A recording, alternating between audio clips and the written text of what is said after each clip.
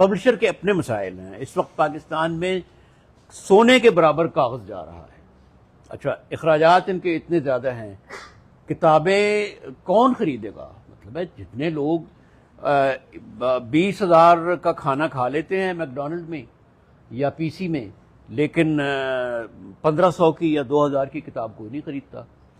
اور دوسری بات یہ ہے کہ ہم نے تو تیسری نسل ہے ہماری پبلشر سے جو ہمارا واسطہ پڑا ہے. پبلشر تو بندے کو بندہ نہیں سمجھتے. یعنی میں نے سنگ میل سے کتابیں چھپوائی ہیں, وہ اس طرح ٹریٹ کرتا ہے جس طرح اس کے مصنف لکھنے والا اس کا مزارع ہے, بلا مبالغہ. ان کو پتا ہوگا یہ وہاں چھپتے رہیں, وہ آپ کے ساتھ اچھے رہیں نا, کیونکہ اس کی وجہ یہ ہے کہ آپ بھی تقریباً پبلشر ہی کی برادری کے ہیں. تو ان کی میں یہ اس لیے قدر کرتا ہوں کہ اچھی بات کرتے ہیں اور خوش اخلاق ہیں, اور اپنا ٹھیک ہے, اپنا منافع جائز لے رہے ہیں, ثواب کے لیے تو نہیں بیٹھے ہوئے. وہ ہم اپنے والد صاحب سے پوچھتے تھے کہ چائے میں کتنی چینی ڈالنی ہے, تو فرمایا کرتے تھے کہ بہت ساری چینی پاؤ, اسی ثواب واسطے نہیں پیندے, میٹھے واسطے پیندے ہیں.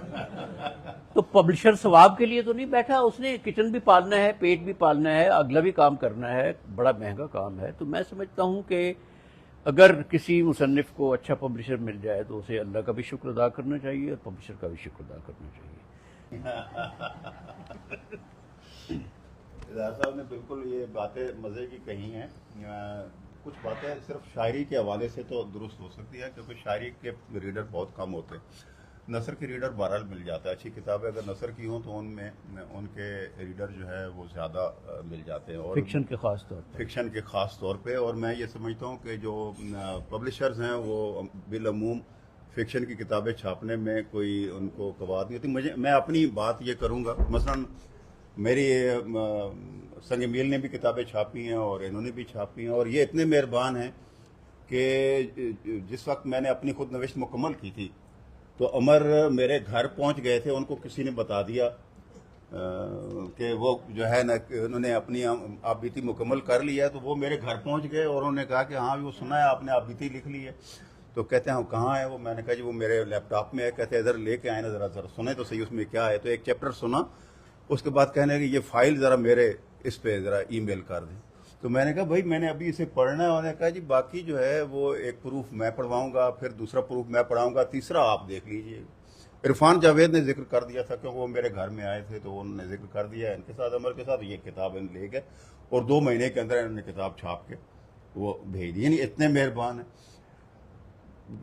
تو اس کا مطلب یہ ہے کہ نثر کی کتاب کی طرف تو ان کا رجحان رہتا ہے, اور میں نے یہ دیکھا ہے کہ وہ ظاہر ہے انہوں نے ٹھیک ہے انہوں نے کاروبار کرنا ہے, تو یہ لکھنے والوں کا بھی تھوڑا سا حق ہے, انہیں بھی محترم سمجھا جانا چاہیے.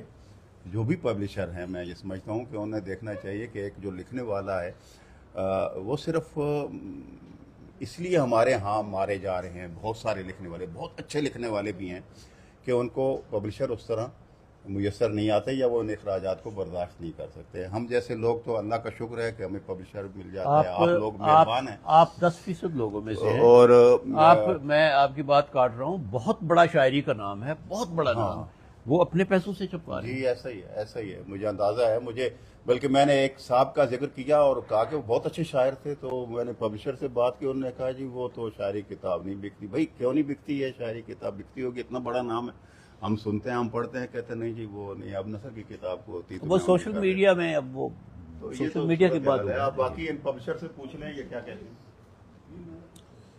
اصل میں میرا تو نقطہ نظر یہ ہے کہ مصنفین ہیں تو پبلشرز ہیں, ٹھیک ہے, اور اچھے مصنفین کے بغیر کوئی بھی پبلشنگ ہاؤس چل نہیں سکتا.